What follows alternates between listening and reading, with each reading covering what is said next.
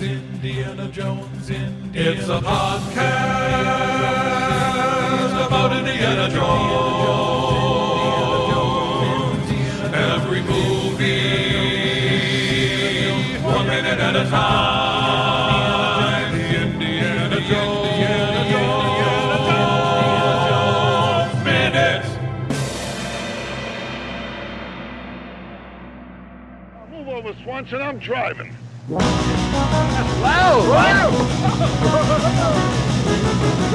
Hey, Square! My dinghy's bigger than your whole boat! Welcome back to the Indiana Jones Minute. This is the show where we view and celebrate and watch and discuss and enjoy all the sand traps in the movie Temple of Doom, 1 minute at a time. I'm your host, Pete Mummert, and I'm joined today, as always, by my co-host, Tom Taylor. That's me. Hello. And Jerry Porter. Say hi to the nice folks, Jerry. I'm right here. Hello. And today we're happy to be joined by the star of that podcast where the grass is literally greener, where Tom Taylor opines regularly about sports and pornography, and where they don't have to bleep the word Bushwood because it's just the name of a country club. Handsome Dan Lewis of the Caddyshack Minute, a man who's beautiful both inside and especially out. Welcome to the show. Oh, wow. Thank you very much. Very kind of you to have me. That was gorgeous. Hello, Our Tom. Hello, Dan. Jerry.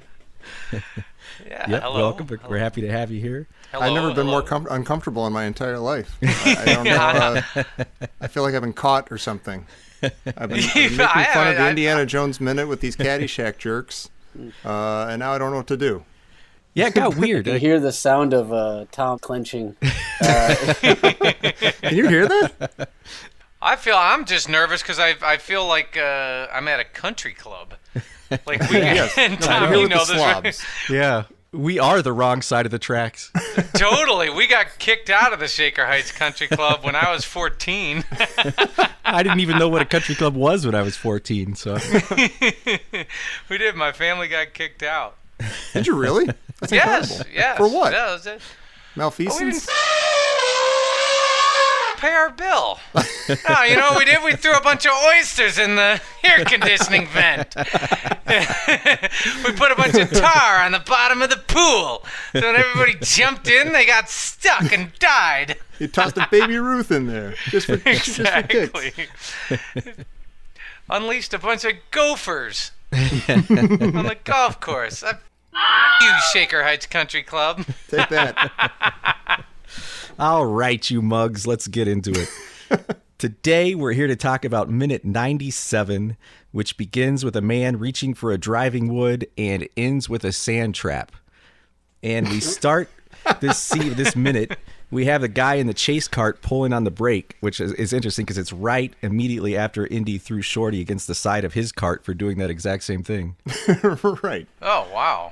But I think Yeah, this might just like explain a the dad. weird continuity error we were talking about last minute, where Indy was driving and then Shorty was driving and then Indy gets mad at him for riding the brake. I think they probably just filmed like several minutes of this chase scene and then Michael Kahn did his magic and edited it together. Yeah, I actually learned as I was watching this on Amazon. One of the pieces of trivia was that this is all just filmed on like a huge circular set, and the thing just kept going around and around. And just to make it look like different places, they would just change the lighting in different spots. And so this probably was just like, we'll just keep going, we'll just get as much footage as we can of mine carts, going after each other, and we'll fix it in post. You know, at second 4, Willie peers out of the right side of the mine trolley. And again, can we please call it a mine trolley? Of course. Sorry, yeah, the mine trolley. Thank you. sorry. And she sees something and looks aghast, but we never see what it is she's looking at. And, Pete, there's got to be a deleted scene here or something. Like, if you go to second 4 and watch that, she literally peers out the side of the cart and goes like, "Oh my God," sort of thing. And then that's it. Yeah, and she had almost that same look in minute 95 when she first jumps into the cart. And I think that was another, I don't know what the deleted scene is here. I haven't been able to track this one down, but in that one, she jumps into the cart and then she immediately looks up like she's really angry at somebody right behind her. Right. And these are both like strange reaction shots to something that I think they must have filmed and never used. Or it's just like, oh, we need some reaction shots. What kind of reactions would we be having during this chase scene? Yeah. Oh, you got some surprise, you got some shock, you got some worry. Maybe she just realized just how they squandered Chatter Lal. It just She's just occurred to like, her. just then, because if you look at it, she goes, kind of like a, why? I think you get that a lot with the with like what Tom was saying in these kind of sequences where they just figure out, well, we're just going to piece this together in post, and you get these shots that were intended for something, right? And this is what you're getting at, but it's like, oh, this shot was intended for something, but I guess the way we have it now, you could read it as this is happening, and then maybe they convince themselves that it does, and then once you break it down minute by minute, it starts to fall apart and unravel on them. Yeah. They get out their Eisenstein textbook about meaning through editing and juxtaposition. And they're like, it'll work. The audience will go with it. Now, if I might reference my own movie by minute, this happens with Caddyshack, where it turns out if you go minute by minute, the plot doesn't make a lot of sense. The what? Oh, you're kidding. Because the whole thing Yeah. crumbles. It's that movie's a lot like the like Wile E. Coyote running off the cliff. You know, it like never looks down. Right. Right. Yeah. Yeah, you can see the movie realize that there was supposed to be a plot, and they go, by the way, remember in Caddyshack when this plot was happening? And they start conversations with each other about Caddyshack. Right. Well, this is a comment for everybody here except for Pete. Oh, All right. All of our backs suck. that's true. And I'm just watching this mine trolley ride, and it just, it's like I'm getting that, L4, L5 inflammation right now. Yeah. No shock absorption on that thing. Right. And they Yeah. go over that hill like bullet style, like they jump over the top, and you can see their lower back compressed when they hit the ground. Similar to a roller horrible. coaster. I can't go on a roller coaster. No. There's no way Yeah. I could ever go on a roller coaster. Dan, we talked on Caddyshack about the difference between wooden roller coasters and like newer, fancier, what I like to call metal roller coasters. And how I won't go on a wooden one anymore because they just do this. They just rock you back and forth and jar you and shake you, and you get off and you've got less cartilage and bones in you than you had before. Yeah. Well, but you also had a head trauma issue, Tom. That's true. That's true. I'm not supposed to go on the Millennium at Cedar Point, but I do. I'm not dead yet. That is crazy. Why would you do that? I went on it once being completely oblivious, not even knowing that was a thing. And the second time I went on, I'm like, oh my God, I'm taller than that line. I'm not supposed to go on this thing. And I'm like, well, I survived once. What's the worst that can happen? And that time I was like, Jesus, I'm ducking. I'm avoiding stuff actively with my head as it's going by. It's like a cardboard cutout of Wilt Chamberlain, and he's like holding his hand out. You must be this tall, less than this tall. Yeah, but why is it like when you turn 22, does your viscera just like ossify into place or something? does. Like, Yeah. Because why is it when you're 14 or 12 or maybe even 16, you can go on the wooden roller coasters and it's not bad? It's like, Right. is it like, are your guts just still sort of malleable a little bit? Yeah, I think you're mostly just like a solid thing of goo inside. Yeah, And you're it all. just I kinda think blends you're together. 90% Fontanelle when you're 14. It's like you finally grow a rucksuckle around 22 and can't be touched or messed with, And your inner ear, like the balance little bubble in your inner ear, like narrows to like, a centimeter. So if it goes any way to either side, you just start to vomit. You can't handle it anymore. I had, and this is as disgusting as this movie is, and I may have been on the ride with you, Tom. I was at Cedar Point, and I was on the Iron Dragon, and it was the one where it was one of those roller coasters. There's one of them newfangled things of the 90s where you're Right. like a suspended roller coaster. You're hanging below the track. Yeah. And as it would careen about, like if it would go around a curve, all the blood in my body would rush to my feet. Like just my feet. And it was the most disgusting thing. I'm like, my feet are going to explode. My feet. Yeah. Well, that's a good segue into like second 10 or 11. You get a good glimpse of the puppets they used for some of these stop motion scenes, And Yeah. what they did is they had these 10-inch tall little dolls, and they injected them with flexible foam so they could move them around. Oh, weird. And the one shot I think where they really look like puppets is right here when the cart's tilting as it's going over the lava. Yeah, why didn't they just use the indie voodoo doll? How come Yeah. they shouldn't use that as one of the dolls? Yeah. You know, you said second 10.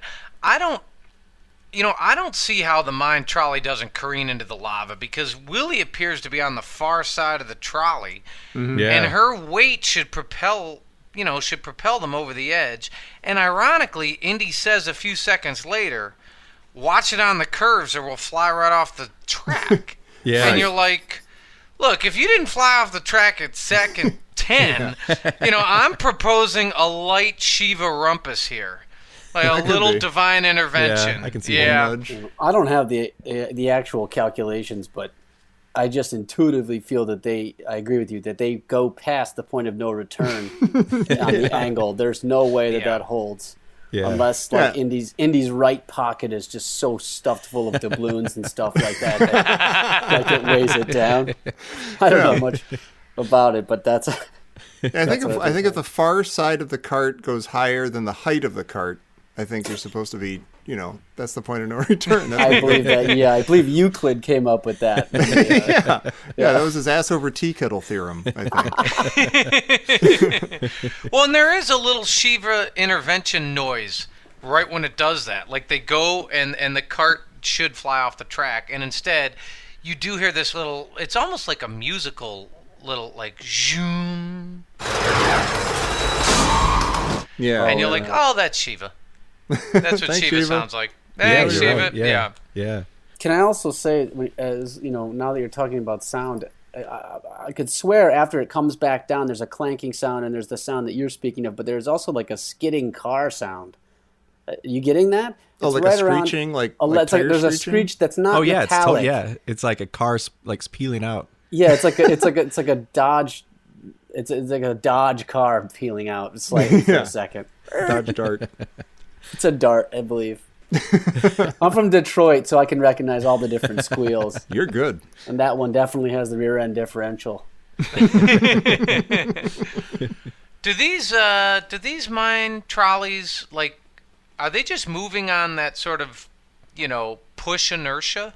I don't know what else they've got. Yeah. I mean, do they have like a little, I don't know, like Cedar Point bumper scooter in the back or something? That's I've got a big question about that this minute. Is how do these carts get back up to the top of the mine once they've gotten to the bottom?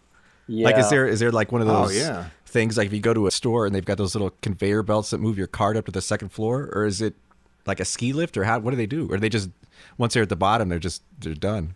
Well, maybe if we think that like Pete, you had the theory that the Maharaja was faking Shorty out and telling him to go the wrong way. So they're going the way opposite of what the Maharaja said. Right. So they're going the maybe- right way. But if they had gone the way that he wanted them to go, maybe it would have been just a circuit and would have naturally ended up back in the Temple of Doom. Ah, yeah. Or in the main mine or something. So they're, by going the wrong way, they're actually going the right way, which will get them out or something. I just made that up. Yeah, you're not wrong.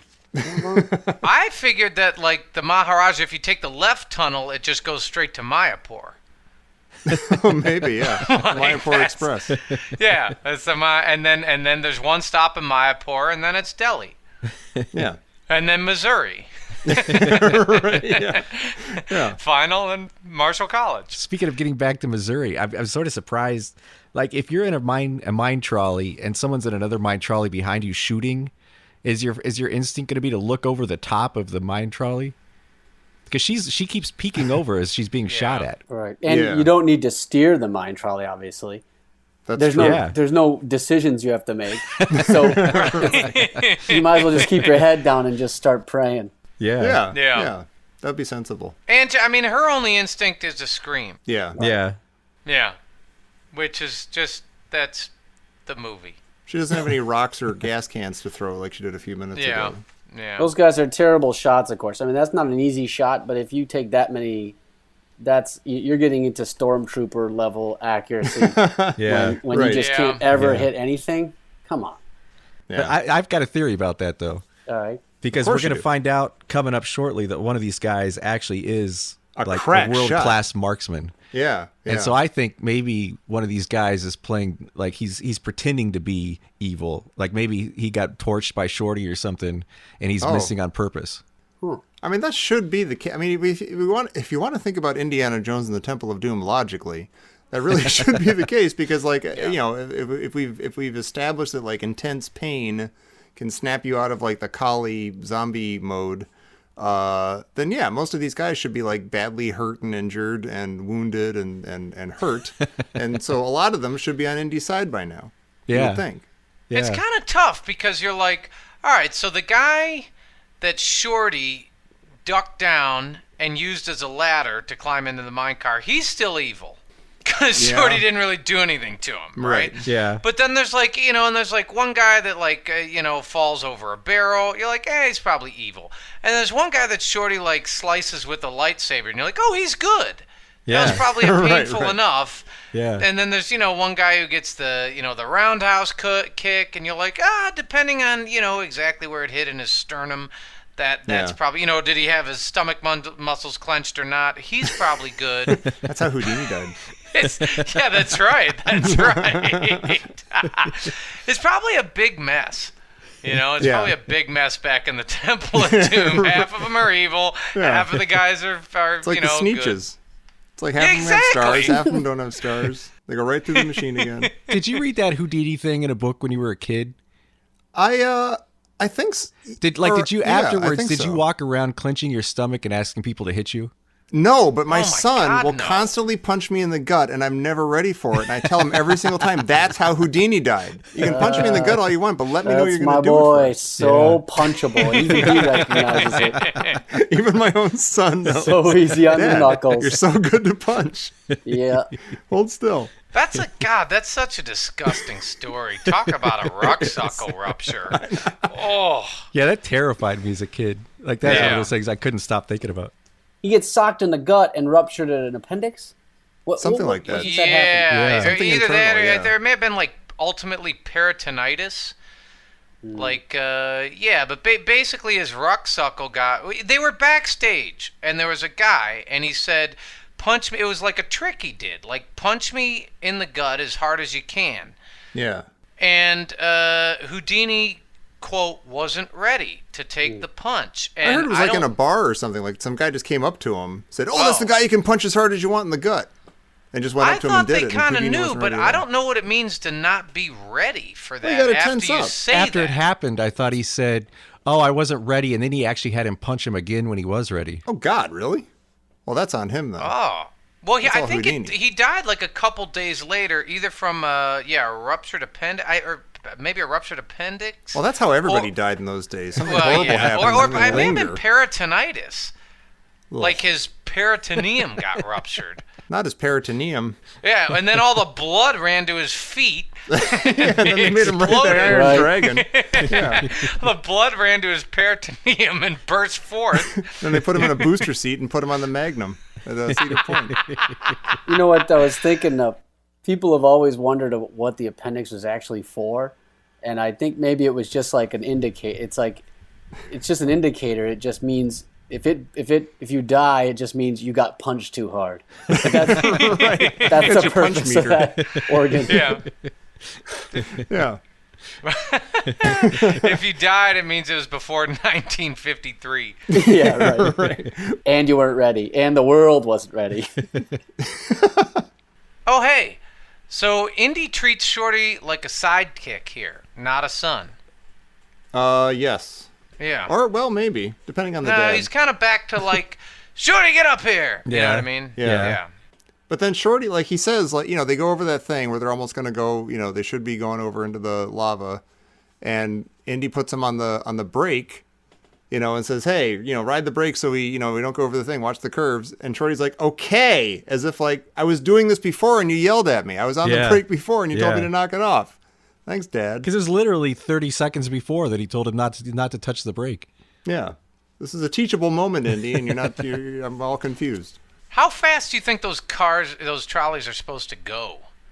Like, it's This still doesn't seem really like a normal line confusing. for They're it. just, they're going It's like gravity doesn't really influence them. No, they're breaking all kinds of thermodynamic laws on there. Like Yeah. they're riding on like a circular MC Escher track that just only goes downhill. Yeah, I don't understand it. I don't think they're supposed. But with the magic of editing and like the kind of jarring movements, it appears to be going 90 to 100 miles an hour. Yeah. Right. Yeah. It really does. Except, you know what's weird? There's like a few shots that are really, really slow. Yeah, they go over a couple hills in this minute where it's like, very leisurely and like kind of. Yeah. Like, oh, if There's somebody also behind me, like, they'd be on me by there's now. just a couple of like, almost like, I'm trying to find a second or something. There's just, I don't know, it's just like they show Indy's trolley and Indy and Shorty, they're driving by something and they're going like 3 miles an hour. Right. Yeah. Yeah, I don't know. There's all these, and there's a couple of shots, right, that they speed up a little bit. Obviously, they speed up the film, and then you're That's right. always There's awkward. some too much variation, and then the shots from behind the dudes. Who are the guys following these? Who are the guys following them? The thuggy. Oh, The thuggy. I haven't seen this movie in 25 years. The thuggy, yeah. From behind them, it looks like they're going real fast. There's a green Yeah. screen shot Yeah. Right, behind right. them. Well, that's kind of the thing, like when they're doing those shots, they could just, crank it up however they want. Like, okay, they're going this fast in this shot, but I guess if they're on like a big track where it's just going around and around and around, Yeah. it wasn't quite They're going taking that a fast lot that of time. right turns. That's all I know. I haven't seen a lot of lefts. There's brake lights on those. There's like a. What year is it supposed to be?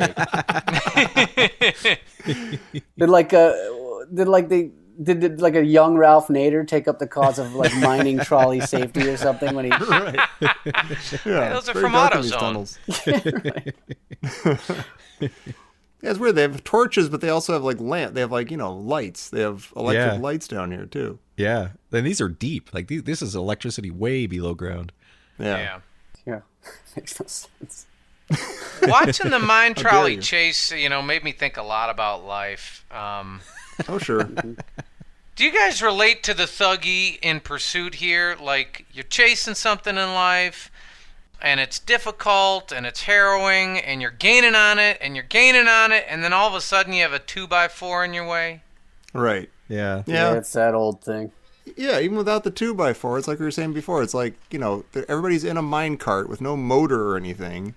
You're all probably about the same weight. You're probably a little heavier if you're in the thuggy cart. You got 3 grown men, And it's like, there's no hope that you're going to catch up, but you're going really fast, and they're always right there. You're like within distance of maybe catching up to them, but you're never going to catch up. So that's every single dream I've ever had. I feel like, but the 2x4 that, they throw out, Yeah. Indy throws out, and it lands, I'm like, that would really slow you down a lot. Yeah. Yeah. Like, a lot. And that sound, by the way, is amazing. That dunk. It's like a giant hollow Yeah. piece of wood that hits the track. Right. There's got to be more weight in that thuggy car, right? By about maybe 50 pounds. Yeah, Yeah. at least. Yeah. And if they're going as downhill as physics would demand that they're going downhill, then you're gonna catch up, I think. But of course, the firing of the guns could maybe slow you down a little bit. You're firing them maybe. forward. That's a good point. Yeah. Yeah. Now, this suddenly explains the part about the video game that was the most maddening to me. Is it's why the thuggy cart always overtook you when you took a different path. Is I guess there were always more guys in it. Yeah, see, I've been thinking this whole time that would slow you down because you'd be heavier. But you're right; it would make you go faster, wouldn't it? Right. In this kind of Well, sense. if you're going down a hill, it would, yeah. like once Yeah. once you've got some momentum, that would help you out. Although those guys, the guards look pretty thin, and Indy's pretty solid. So they might Yeah. not have that much weight on him. Like Dan said, I'm thinking Indy's pockets are flush with gold. Yeah. Yeah. Like Right. just from Just somewhere. trinkets. I don't know where, but he's just got gold. They're like bags of sand that he'll later use to replace. Yeah, right. Yeah. Well, maybe he was dumping out bags of sand when they were almost going over into the lava. He was like dumping that out, and that set them right again. That was just... That second 10 shot looks like someone's 7th grade diorama. It does. Right. You're looking for the macaroni at that point. Right. That reminds me of the Kiss diorama that I described on the Caddyshack Minute. And I was completely made fun of, even though it was the coolest thing I ever saw. Ooh, I don't even Third grade. remember No, this. it Let me like- make fun of you again. Let's relive it. All right, in second grade at Modern Day, a school that I hated, but maybe it burned down since then. I don't know. In Potomac, Maryland. But the coolest thing ever was and this is like 77 or something, or 78 maybe. And some older kid, which means they were like in fifth grade or something, had made this Kiss shoebox diorama, and it had like a cotton ball, like, or, cotton flames coming up and stuff, and like smoke, and like it was painted like orange and red and stuff. It was the coolest thing I'd ever seen. And like years later, I actually heard a Kiss song, and I was like, oh my God, this is the worst thing I've ever heard in my life. That's not cool at all. I thought these guys were like fiery demons from hell or something, but they're total wuss, like weirdos. If that doesn't It's capture silly. Kiss in one story, does it? I mean, it's all about the marketing and the look, and like it looks like it might be cool. And then I want to you rock realize and it roll just all sucks. night. Wait a minute, I think I've fallen for a marketing scheme here. Yeah. They saw me coming, didn't they? I'm a kid. What was your diorama, Tom? Could you tell us? Oh, I don't think I hadn't graduated at that level yet. I was just a mere second or first grader. I hadn't, I could just appreciate the third graders' dioramas. I bet it was Star Trek though when you did one. At that age, yeah, it would have been Batman or Star Trek or both. That would have been cool. Oh my God. Oh my gosh. Kirk and Batman duking it out. Kirk doing his like 2-footed leap into his chest or something. Oh my gosh, I can see it now. You guys talk amongst yourselves. I'm going to think about this diorama for a minute. We get a great shot of the miniature cave here at the end of this minute, and I'll put some pictures on the Facebook group. But they made these rocks by crumpling up aluminum foil and painting them brown. Speaking of dioramas. Yeah. And Wow, really? they had all kinds of miniature things. Like they had light bulbs that got progressively smaller, so it would force the perspective. And they had like miniature barrels, but they couldn't fit the movie camera into their tunnel. It was too small. So Dennis Murin, the guy that was the guy we always thought was Tote in Raiders that gets on the China Clipper. Yeah. He's the head of the special effects at ILM, and he took a still Nikon 35mm camera and built this special contraption that it could hold 50 feet of film, and they sent that through and did all this stop motion. Oh, that's awesome. That's incredible. But wait, they built the tunnel for this, but then they couldn't fit their own camera through it? Yeah. Oh, wait a minute. That's the worst. That's a little depressing. Yeah. Thank God you're here for this minute, Pete. Yeah, jeez. Yeah. That's an incredible tidbit. Puts it all in perspective. Wait till we get to the Forced water. perspective. Yeah, forced. Puts it all in forced perspective. But it's cool because some of those shots, like some of them, like the second 10, it does look like a puppet. But most of them are so well done. Like I didn't know they were puppets, or I didn't know it was stop motion. Yeah, like once it's pointed out, you're like, oh my God, of course it is. But like just watching the movie, you're like, hooray. And yeah, and that's pure Michael Kahn, I think, the editor. Like I think Oh, sure. he nailed it for a lot of this. That's true about the speeder bike chase, too. They're like puppets in that. And you're like, really? Yeah. Oh my God. And then you look and you're like, oh, I guess they're puppets in that. Okay. Yeah. Movie magic. It's always a little disappointing when you discover the puppets in these situations, to me. Yeah. You know. Well, it's disappointing when you find out they didn't go to a planet and like, go to a forest moon somewhere and just film this. I hope you're not finding this out right now, Tom. And it's breaking my heart. Would I you guys feel stop bad. it? Does anybody use puppets anymore? Just in general. But see, I love the puppets. I love, like, compared to what we get now with computer generated stuff, I actually love the puppets because some guy like was sitting in a warehouse trying to figure out how I'm going to make this puppet and how I'm going to make it kind of look like a guy. And there's just Yeah. such a level of artistry there that I think is awesome. I have to And the agree. weirdness of the puppets always like lends a. We talked about this when Larry was getting sacrificed and he burst into flame and stuff. And it something about the weird, like unnatural movement of those effects like adds to the weird, creepy grossness of them when something like horrifying is happening. Yeah, you don't get that with like the digital stuff. Yeah, you were talking about that when Sonny raised his arm to shoot the gun and he gets impaled with the flambe. Yeah, like he's not even an effect, but he moves like an effect. Yeah. So it's Yeah. creepy. Yeah. It's like a Pavlovian response. Right. I'm like, oh, it's the 80s. And I guess to go along with the Pavlovian response, we get a cool Doppler effect of a grade crossing bell and I'm wondering why there are these bells in the mine, like as the cart's going by. Oh yeah. What I said, you need to pay attention to the bells in your life. Yeah, those are the bells for Jerry. Yeah. All of Jerry's bells are in a mine shaft. Oh, wait a minute. Speaking of bells. Oh? This just in from Professor Christy Porter. Oh my Dan God, is what's happening? flummoxed. It's a telegram. We're receiving a telegram, Dan. Oh, yeah. What's the matter with you? Of course. Oh, that part. Why not? The mine is so deep, not even John Williams can follow. Oh. It's a good Commentary. point, actually. Yeah. Yeah. There's no music here, is there? No, There's yeah, not. that's good. Yeah. Yeah. Normally, I notice that and always appreciate it, like, like in the Death Star attack and the trench run and stuff, and like the speeder bike chase and stuff, just letting the sounds of like the scene just be the music, sort of. But I never really picked up on that here until Christopher just mentioned it. No, I didn't either, actually. That lack of music, though, really highlights like how well the sound design was done here. And they actually, I think, Ben Burt had a microphone and he rode the roller coasters at Disneyland after it closed at night, and they turned off all the music and the sounds on the roller Oh my coasters. God. That might be the best job I've ever heard of in my life. Forget getting to do Star Wars and then Yeah. lightsaber sounds. You just get to ride everything at night at Disney World. Yeah. That's awesome. It's the best. Yeah, I had one observation, if I may, about our respective. Yeah, I don't think this movie holds a candle to Caddyshack. It obviously, obviously we have a much more successful and famous podcast, Caddyshack Minute.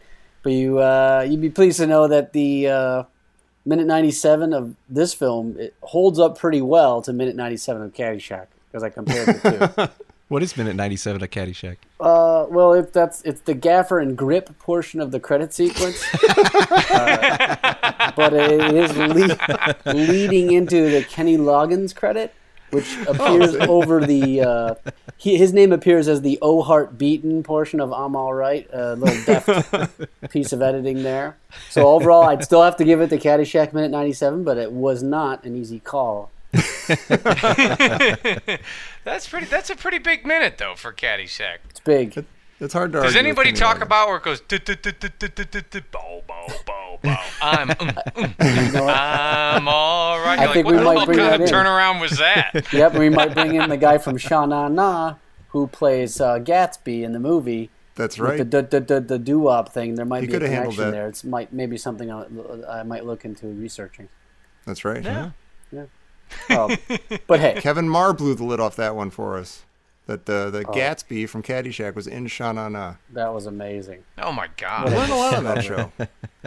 Can I just say, like, I not to, I don't want to, alienate anybody, but anyone who's not listening to Caddyshack is a fool, is an absolute fool. If Yeah, you're be listening to this foolish. show and you like it, you really should be listening to Caddyshack. To be wallowing in that level of ignorance would be amazing. Hey, we don't learn anything on this show. Yeah. No, I mean, here and there, but I mean, Yeah. it's a minute by minute. I don't know what you're talking. I've learned more cornucopia. about movie making and about. I've learned more background knowledge of movie than I have in the entire time in Caddyshack Minute, which is mostly talking about Mike telling stories and listening to Mike's neuroses. And that's basically the entire thing. Yeah, where's Mike Talking now, about- by the way? Talking about porn and 70s and 80s television. Yeah. Well, Dan, maybe you could tell the nice people where they can find more about this Caddyshack Minute. Yeah, I feel like if you really want to listen to the Caddyshack Minute, I believe you'll find it.